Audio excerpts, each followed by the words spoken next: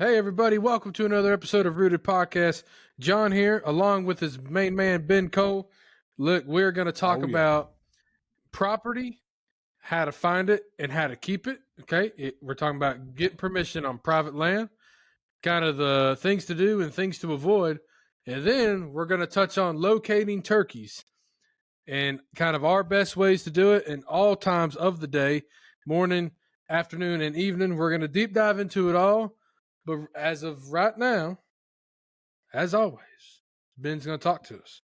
So, Ben, my friend, whenever you're ready, the floor is yours to give us the word, my friend. 10:4. Well, y'all, look, we're going to be in Romans 14, and it's talking about the danger of criticism. The danger of criticism. And we're going to go through verse 10 and 11 here. So why do you condemn another believer? Why do you look down on another believer? Remember, we will all stand before the judgment seat of God. For the scripture says, as surely as I live, says the Lord, every knee will bend to me, and every tongue will declare allegiance to God. Let me just be real blunt right now, okay? John, I'm probably about to hurt some feelings. That's okay. The Bible's not meant to make you feel good. It's meant to do all those things. You know, there's a lot of encouraging, there's a lot of uplifting, but there's also a lot of constructive criticism and telling you how that you need to live. And that's what this verse is relating to. And that's one of my biggest problems with the term Christianity is everybody looks at Christians and Christians look at other Christians and they're like, well, you did this. So how can you follow Jesus? You did this. How you do that?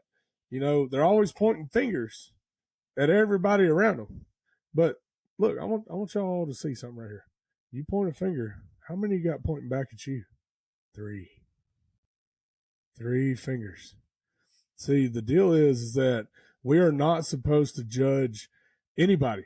It's not our place to judge anybody. We can have discernment, sure, but it is not our place to stand and judge another man for any of their sins.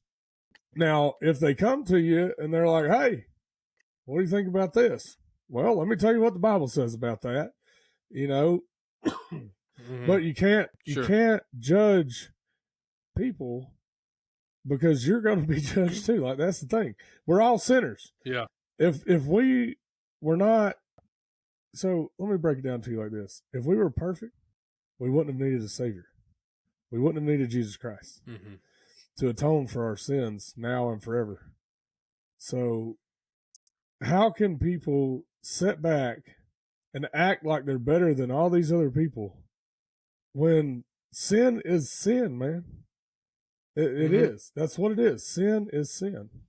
And, well, you know, just is what it is.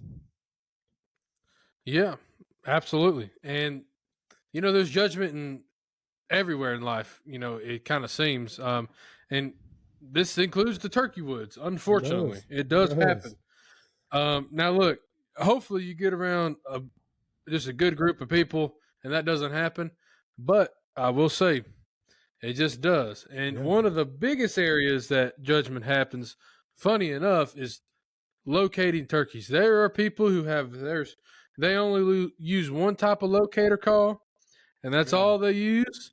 And then there's some people, kind of like myself, who have a variety, and I'll try just about anything. So I have been judged before for using a peacock call. Hey, I've used it. It works. Hey, certain situations. Me and you have had turkeys hammer to a peacock call before. I remember vividly at the ranch. Me and you were across the road, and we could not get that bird to gobble. Wasn't it like that afternoon or something like that? And yeah, I'd say somewhere between 12 and 2 or somewhere in 12 there. and 2, and he wouldn't gobble to nothing else. We tried everything. And you were like, man, I got this peacock call. Let me give it a try. And I'll be daggum if it didn't work. Hey, it works, man. Because listen, this is the thing about turkeys. Now, whenever, just for references, before we deep dive into this, when I say locating turkeys, I mean shock gobble. Yeah, I'm not talking about physically seeing them with your eyes. Of course, that's the goal. But I'm talking, I'm trying to get a bird to gobble. I'm not on one, nothing like that. Yeah. Okay. So Ben, let's just start this from the beginning. Okay. Let's say the sun's not even up yet. Yep. Right. It's not even legal shooting light, but you're trying to get a bird to shock gobble. What's your go-to, let's say 30 minutes before light? You want to know the Before shooting crazy, light. John? You want to know the craziest thing that I'm about to say? It's going to blow people's minds. Sometimes it's better to sit back and let that owl go to hooting, and then you go to hooting with him. Sometimes it's better to let nature do its thing than for you to get out there. I agree. And do whatever. Man, I've Screw always it up. had that as a rule of thumb.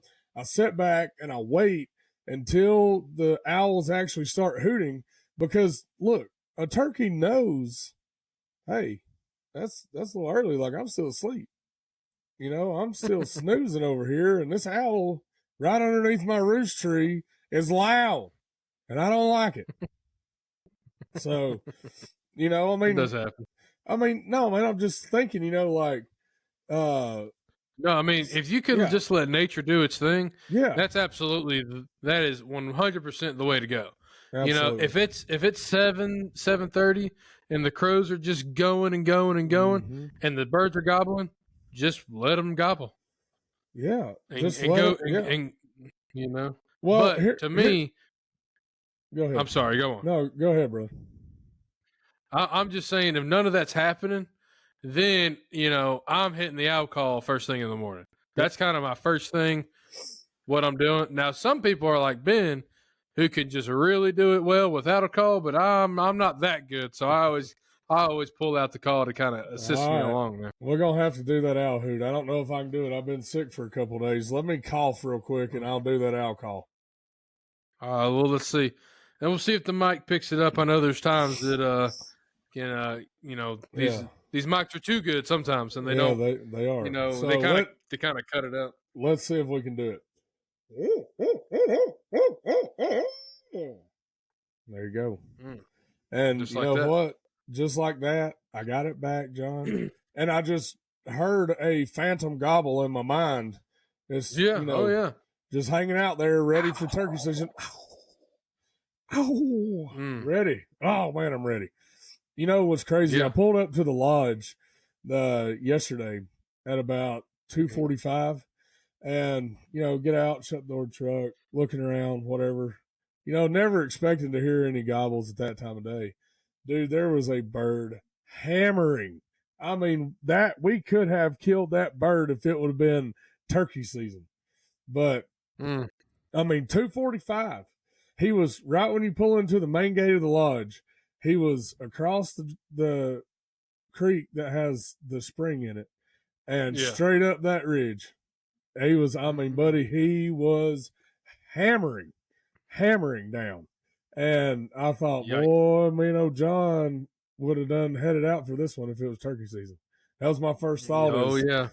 Ooh, that's a dead bird right there, boys. That's a dead bird. Yeah, man, you keep on talking like that, it's bound to get ugly. Oh, I can't wait. Pretty quick. Oh, I can't wait, John. My God, yeah, dude. Dude, I've been watching my cameras all day. Yes. And I've had birds in and out of there all day long. And man, this is what's crazy. So during deer season, I had on this one farm, these 4 longbeards ran together all fall, dude, and all winter long. They were just together. And now, of course, they're going their separate ways. Yeah. And I thought for sure it seemed to be bigger, badder bird. I'm like, he's going to be the one that stays here. Yeah. But nope, it's this old beard, and I call him beard rot because he's got a perfect beard like halfway, and then it's kind of rotted, and it's just a thinner kind of ending to it. Oh, and that's the bird that's hanging around. Which is fine by me. I'll shoot him. Yeah, he could have beard rot though. I mean, that's the thing. It happens. Oh yeah, absolutely. Really, I mean, he's definitely got something. But obviously, I'm thinking he won that battle because that joker had 8 hens with him today. Ooh, 8 And I hens? was like, gosh, dang, this Shoo-wee. boy's a player, man. These guys is crushing life right now. Dude, if that turkey has 8 hens with him, he's probably got 1.25 inch spurs. I mean, that dude is, I'm like, okay, Yeah. all right, you just keep. So anyway, he's Yeah. been in and out of camera, and I'm just like, dude, you keep on playing around like that, you're going to get yourself shot. Nah, Telling that's you. exactly right. They gonna mess around and find out. That is for But sure. all right, so we've established that in the morning time, early morning, we like the owl Yep. call. Yep. And then at some point, I'm switching to a crow. I'm saying as early as 7, as late as like 9 or 10, maybe. Yep. Somewhere in there, I'm probably switching to a crow call. Mm-hmm. Now, look, there's a lot of different cadences that you can do. The Yeah. most basic one is to just call 3 times in a row, just bah, bah, bah, I used to to could me. do that with my But, mouth, John. oh, I believe it. I know you I could. can't anymore. It left me. No, I'm Yeah, it good on left that. me. I just, Yeah. look, man made a crow call. I just don't make it more complicated than it needs to be. Yeah. Dude, I miss That's those also days. what the non-talented people say. Well, I miss the days when I could just go from, owl hooting to crow calling without toting a call anywhere. And the Yeah, I older get I that. get, the less I cannot do a crow call effectively. This does not sound good when I go and do that kind of stuff. So, but man, I am right there with you as far as when I switch to the crow call. I go from about until 7 o'clock until I really, my whole narrative on this is waiting until I hear the natural birds Yes. start squawking. When I hear the owls Yeah, hooting. I try not to crow call Yeah. until I hear a crow. Try. Yeah. I've Same done it here. before, but you try your best. Yeah, absolutely. Mm-hmm. Yep. Yep. Same way. And, sometimes you just got to give them all you got. And, hey, you got to throw out that old peacock call every now and again. Look, dude, the peacock call I keep in my vest. And there's probably people out there saying, "Well, what?" And I don't have a peacock near me. That's going to scare them away. No, it's not. No, it's not. Because listen, I have literally slammed the car door and had a turkey gobble. Okay, do cars live in the wild? No, they do not. So you're going to be just fine. Okay.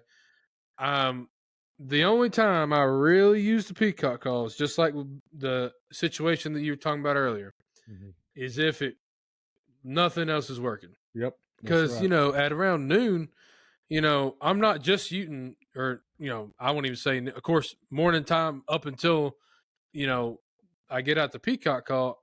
I'm not just using locators. I'm using mouth calls and slate calls and box calls. Like I'm trying all sorts of stuff, and nothing's working.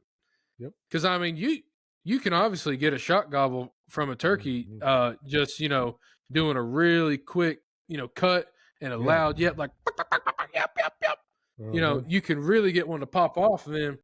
But if even that ain't working, that's when the old peacock call slips on out of the vest. You bring that old And it's peacock just call out of that vest, and it's so loud. dude, I just shrill at it. And I mean, it's like, oh my god! And I literally tell people, I'm like, just be mindful, this thing's loud. And I just let it rip, and then those birds just respond to it because it is unnatural. They're like, what the heck was that? And I've had turkeys kind of like catch themselves gobbling, like they don't do a full gobble. They're like, oh god, I wasn't supposed to gobble. Yeah. And you're like, oh, gotcha. Yep, that's right. Mm-hmm. So and then once you get later into the day, it almost kind of goes back. I'll go back to crow. I'll do owl in the evening. I don't do this a lot, but I have done it once or twice before. Even a coyote howl does work. Yeah. Coyote howl. Not saying you can't use it. I try not to do that, but it. If nothing else is working, why not? Yeah. Hey, when you're out there, you got to give it everything you got to bring home that turkey. So, absolutely. Sometimes what I'll do is I'll switch up my pot calls. So I'll go from like a slate or ceramic, and go back to the aluminum and really crank down on Yeah. that thing to try to send that on up Yeah. those mountains to be able to locate one maybe that's just out of earshot from one of the softer calls. It's kind of, Yeah. but sometimes I do that. But I will say too, I have also found a lot of success between 10:30 and 3:00. When when they're first in the morning, they're going to be all henned up. They're going to be tied up with those hens. And then after that, when they get all the hens bred, they're going to go looking for more. They're off looking for another one. And that's when a lot of times that you can kill them. Mm-hmm. Yeah, it could be a lot of things. The hens could get bred. They could just go back to nest. They could just be done with that bird and go find another. And then this bird's stuck. If you can find a lonely, ready to go male turkey, Yep, he will do some pretty dumb things. Yes, they will. And one thing that I've noticed too is if you can get a turkey gobbling after 9:30, there's a really good chance that you can kill him. It's a really good chance. But the trick is getting him to gobble after 9:30. So, but if he's hot, buddy, they will do, like you said, they will do some pretty dumb things, and they can also shut up and run away. Yeah, we've all had it happen. Again, just to be super clear, all these time frames and things, they're just very broad kind of speculations that we've seen over our time. I've had them all work. I've had them all not work. I've used a peacock call instead of an owl call before early in the morning. I'm not saying you can't mix and match. There are no absolutes in turkey hunting. Zero. Absolutely. So you just never know what's going to work.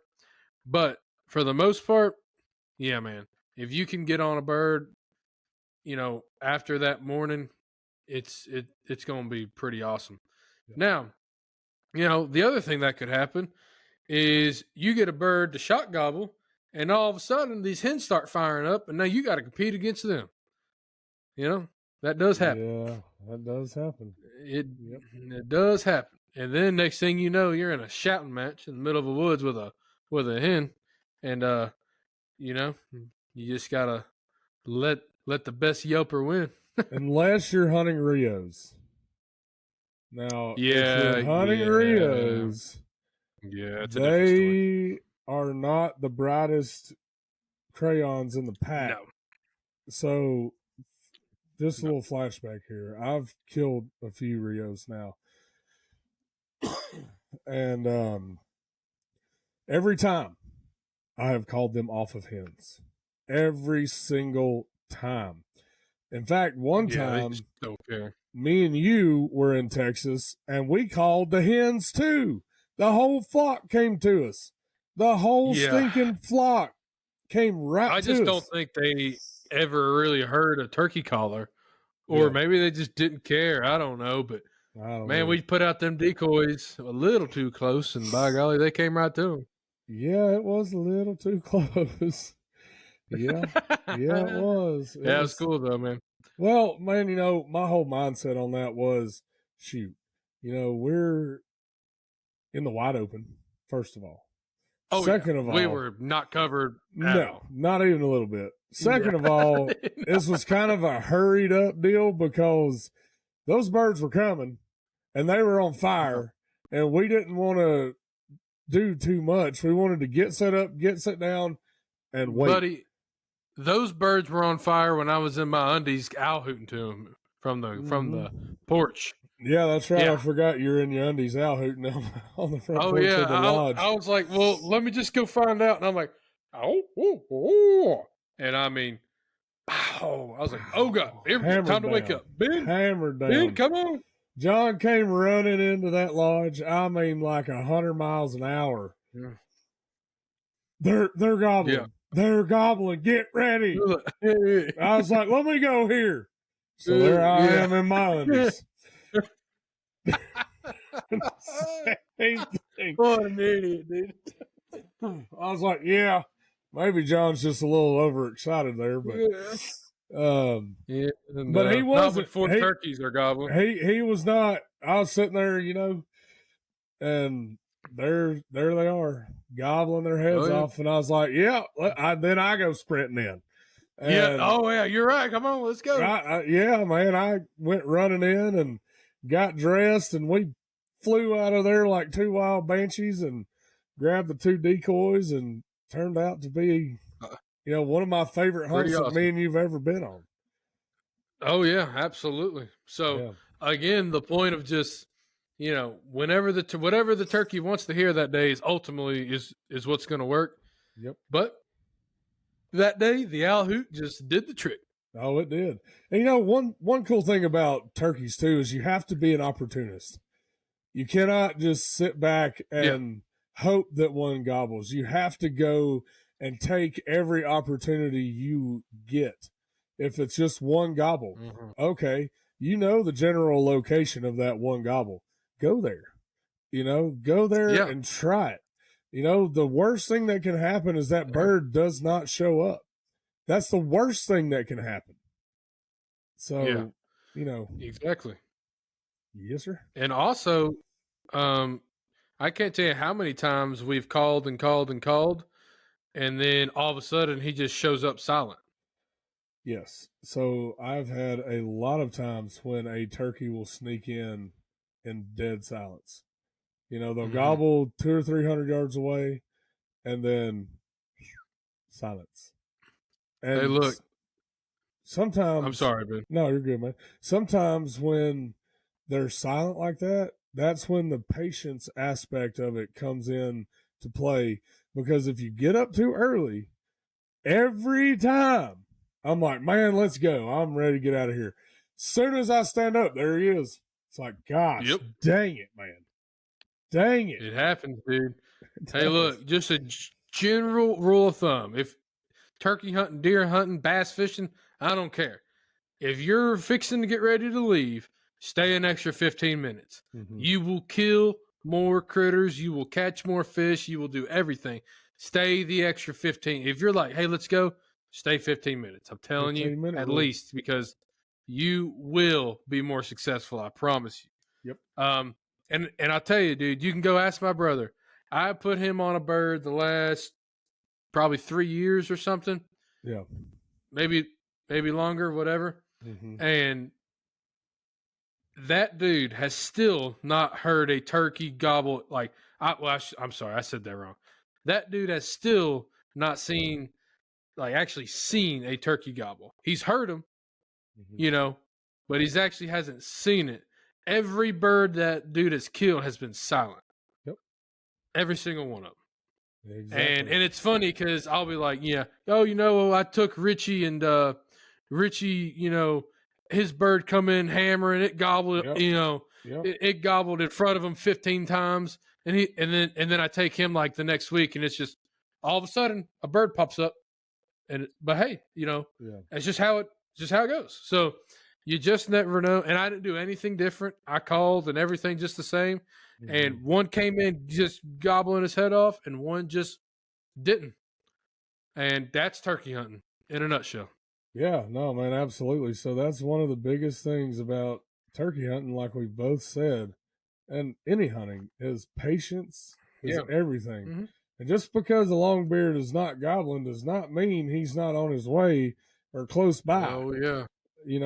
All the rule of thumb is the 15 to 20 minute rule. Absolutely. Stay longer. Stay 15, 20 minutes longer. It's not going to hurt you. It could greatly benefit you, actually, if you just stay and you hang out. Even if the bird's not gobbling, I had this happen last year, last year. So I took this guy out. We gobbled or called. No gobbles, silent. Keep going. Come back. Mm-hmm. Bird standing within feet of where we were calling from. If we would have just sat down, and hung out for a minute, we would have already killed that bird instead of walking 15 miles.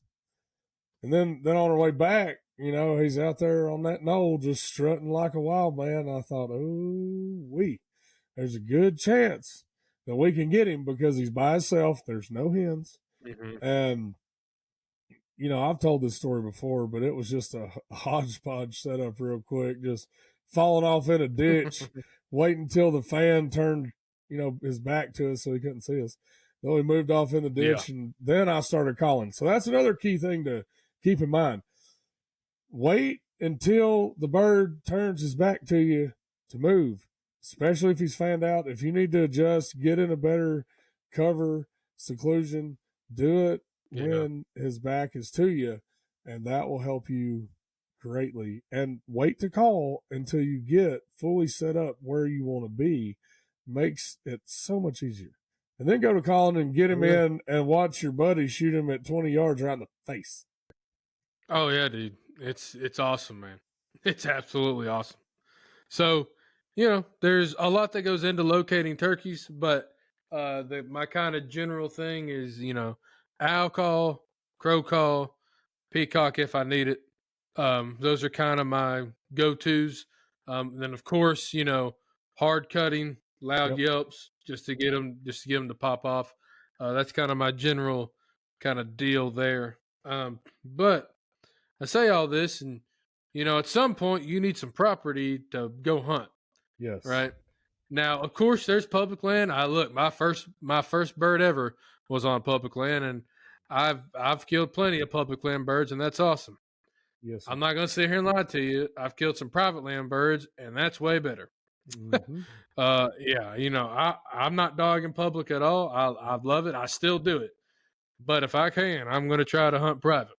Yes, sir. But one thing I kind of wanted to touch on is just how to do that, because there's a lot of ways that you could really screw up asking someone to hunt their land. Now, listen, there's some people that are just going to tell you no, even if you do everything, quote unquote, by the book.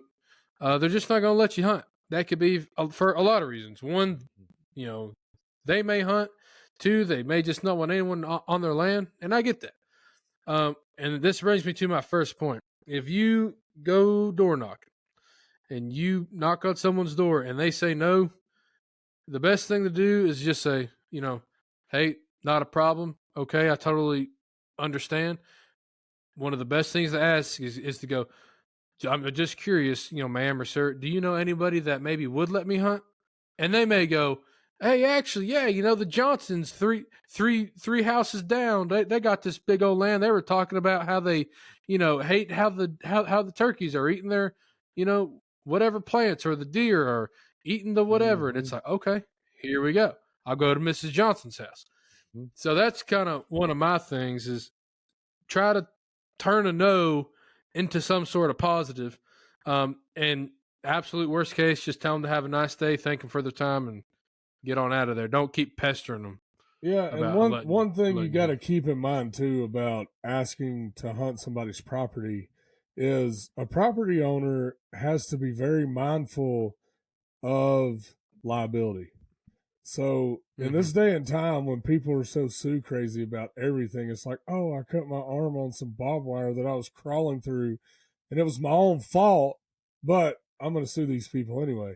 Well, that's why it's so hard to get on private land now, is because of a few bad apples that have decided to do those type of things. So you have to keep that in mind when you're approaching these landowners. And one of the best things to do when you're approaching a landowner is to have a waiver that is already signed by you that's saying, hey, I'm not going to hold you liable for anything. If I get hurt, my problem.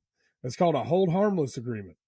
And if you have a hold harmless agreement saying, look, that's a good idea. I'm not trying to do anything malicious. I'm not trying to hurt anybody or take anything, but you're showing them that not only you're prepared, but number two, you are willing to take all the risk associated with the hunting on their land if you get hurt. Now, one of the other things that you can do, which is, I know you're going to get to this, but it just flew into my head. And no, you know, keep on. Yeah, you know how I am, John. I go off squirrel and I'm out of here. Hey, no, please do. So the next thing is, if you do acquire that piece of land, go in there and make it better than you found it. Pick up trash. Absolutely. Pick up trash. Put in a food plot or two. Whatever. It doesn't matter. But make it better than how you found it. And I promise you, you're more likely to get invited back if you go in and you really take care of somebody's place than Oh leaving a yeah. bunch of trash everywhere. Yeah, absolutely. And anything that you can do for them, Yes. something as simple as if it's a little old lady and, or even just an old man, whatever. And like, hey, every Wednesday, my trash needs rolled down to the street, Mm-hmm. Yeah.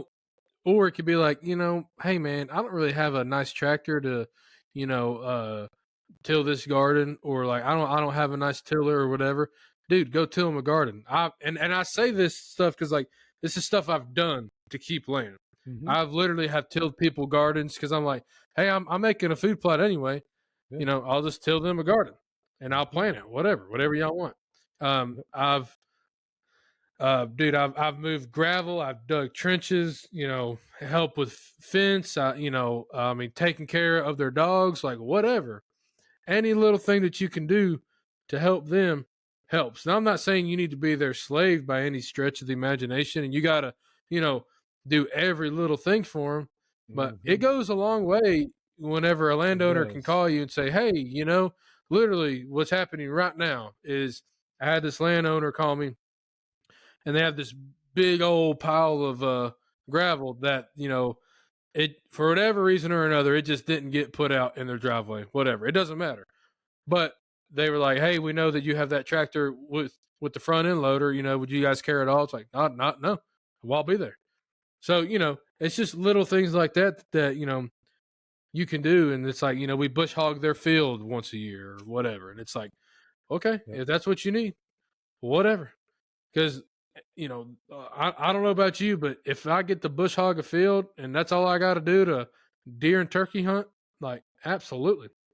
Um, and I'll tell you, whenever you're going to ask permission, right? You don't know these people; they don't know you. Um, of course, you need to dress the right way. Um, you know, I know. I'm obviously. I mean, I wear camo. I'm not mad at it, but I wouldn't go all dressed up in your, whatever camo you like. I would try to wear.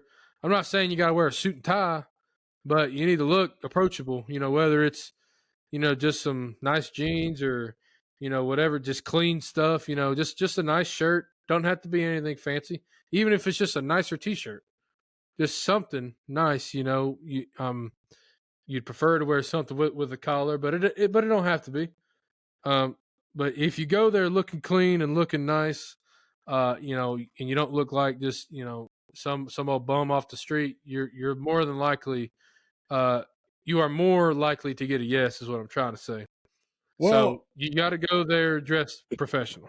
well, My yeah. my opinion, it helps. So dress professionally, clean your truck, look presentable, Yes. and back to what you were talking about before is if you um about helping people, like you were talking about tilling the garden and all that, but there's also a lot of ranchers and farmers that may need an extra hand for a weekend. Yeah. Well, you know what you do? You Yeah. show up and you help them for free so you can be able to hunt there, and you do a dang good job. You work your butt off, and I'm telling you, it's going to get you so much further than just looking for a free place to hunt and do absolutely nothing in return. It's always better to do for others. Hmm. Gets you so much further down the road on Absolutely. acquiring property. And then, because this also happens, is let's say that you want to hunt the neighbor's land too. Well, the person that you're hunting on right now is gonna only say good and nice things about you to get you onto that other person's land. Um, and it may not always work, but they can be like, "Hey, man, this person's been awesome to me. They cleaned up, they helped me with this, they helped me with that. And all I gotta do is let them hunt. You know, and there's some people who are gonna have rules like, hey, I want you to text me before you come out here. I've got one property now that's like that, and I've got one property that they're super cool, and I built the relationship up enough to where I just show up and they don't care. So it's really awesome. But that didn't start like that. I had to prove myself. And I'll tell you this too, is you just got to go there and ask, because how I got this one spot, and I'll just tell you exactly what I did was I used to be able to hunt it from these one owners, and they were selling it. And then it got sold to this couple, and I went up there and I told them who I was and introduced myself. Said that I used to hunt this property, yada yada. Told them I'm with the Turkey Federation local chapter. I've helped out with Jake's Day, and I've taken out wounded hunters, and I've done all this stuff, and I'm an Eagle Scout, and I telling them all these things, and then these people they told me no, because he said that he hunted. Okay, not a problem. Have a great day. If you ever change your mind, here's my number, whatever. And I had to get all my stuff off of there. Well, luckily enough, they didn't last long, for whatever reason, and then they were selling it. So I got the bright idea to call the real estate agent, and I said, "Hey, these new people who are buying it, would you care to ask them for me if I could hunt?" Let me tell you, that's the dumbest thing. The dumbest thing that you can do is exactly what I did. Because let me tell you something. That real estate agent doesn't give two craps if you hunt there or not. So what do you think this person did? They called me back the next day and went, "Yeah, they said no." And I was like, "Dang, that sucks. Okay, whatever." And then I stewed on that for about 4 or 5 days. And I went, you know what? These people are going to have to tell me no to my face. I'm not going to be rude about it or anything. I'm just going to go up there. So, I get dressed nice. Like Ben said, the truck's clean. I roll up in there. I say, "Hey man, it's so nice to meet you. My name's John Weismiller.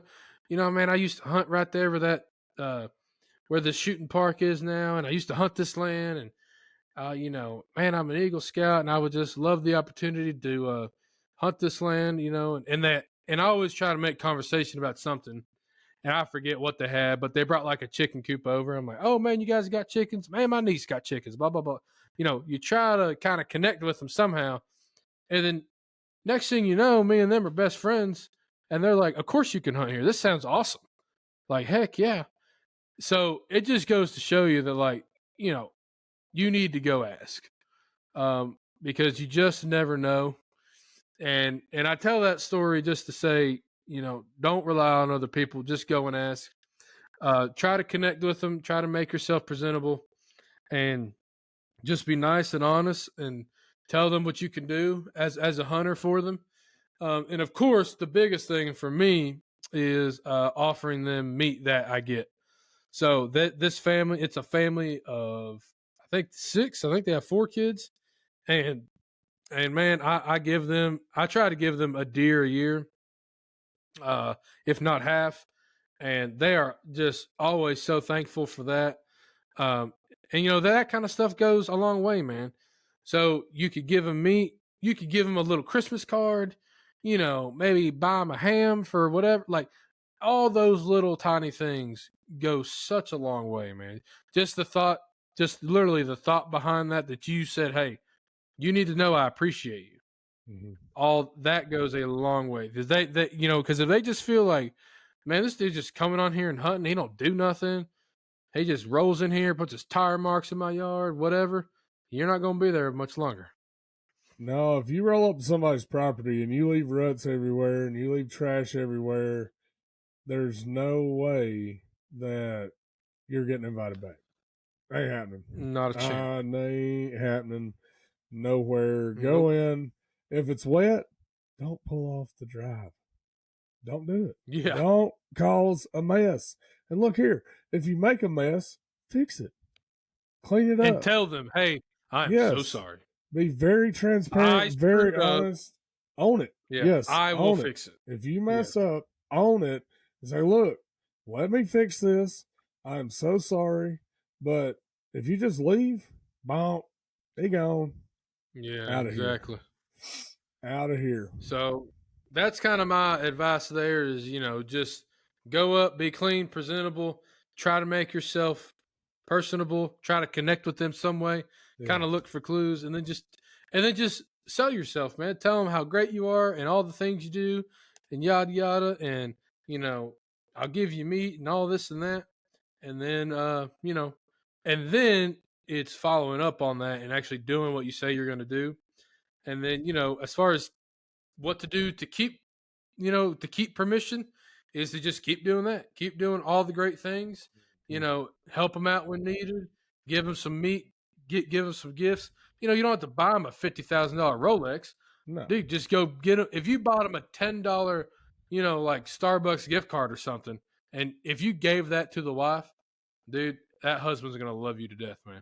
I'm telling you That's right now. You just saved him money for, I say $10, like that's a lot of money. It's probably one flipping coffee there. But you get my point. Yeah. Is any little thing that helps. So, that's kind of what I would do, man. And look, you're going to get a lot of no's. Mm-hmm. I'm just right here to tell you.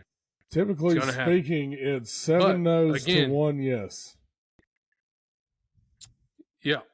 And dude, you just got to, and a lot of people don't just walk away from the no. You give them your information. Hey, if you ever change your mind, please call me. And also, like I said before, say, hey, that's not a problem. Thank you so much for your time. Do you know anybody that would maybe let me hunt? Oh yeah, right over there, blah, blah, blah. So it's like, you just never know. And just stay positive and keep on keeping on and keep door knocking. And hey, it'll happen. I'm telling you, it will happen. Mm-hmm. Yep, that's right. And that is how you end up with stellar property. And like you said, there's nothing wrong with public land. Nothing wrong with it. No. It is a great resource. It's a wonderful place to turkey hunt deer, whatever. Great place to learn but as well. If you want to hunt private land, go do it. You don't have to have millions of dollars to go hunt private land. No, and that's my point. Just go talk to people. You don't need a farm.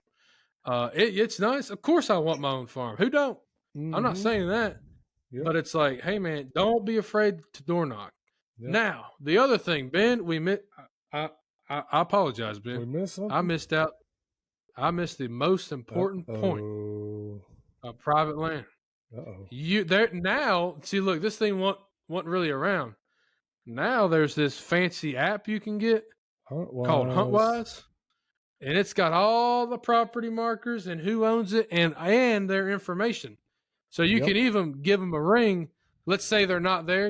You can give them a ring and just talk them up and say, hey, whatever, I'm here hunting this, trying to hunt this. And I will say, it seems to, especially if you're like an out-of-state person trying to find public, it almost seems to work a little bit better because you're like, man, I drove blank amount of hours. I'm just looking for, a bird to hunt. They're like, gosh, dang, you drove. Okay, whatever. Sure.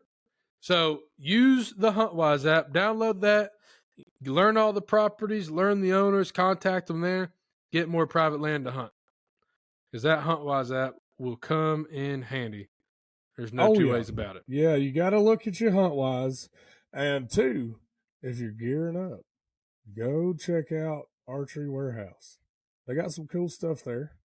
They even have like food plot seed and stuff. So give them a look. But more importantly, download the HuntWise app because it will change the game for you.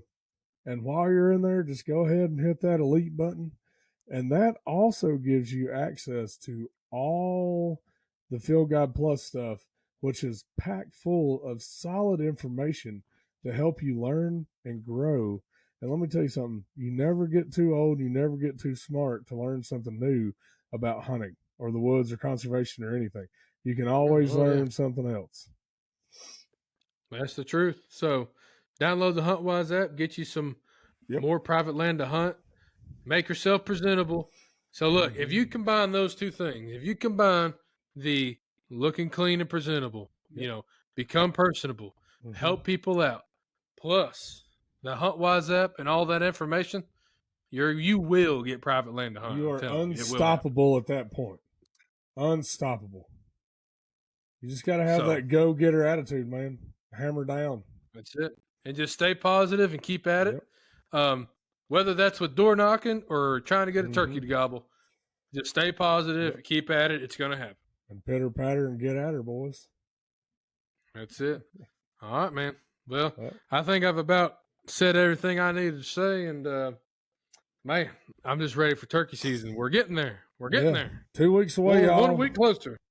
Yeah, but listen, with that, the redneck is out. See y'all. And just like that.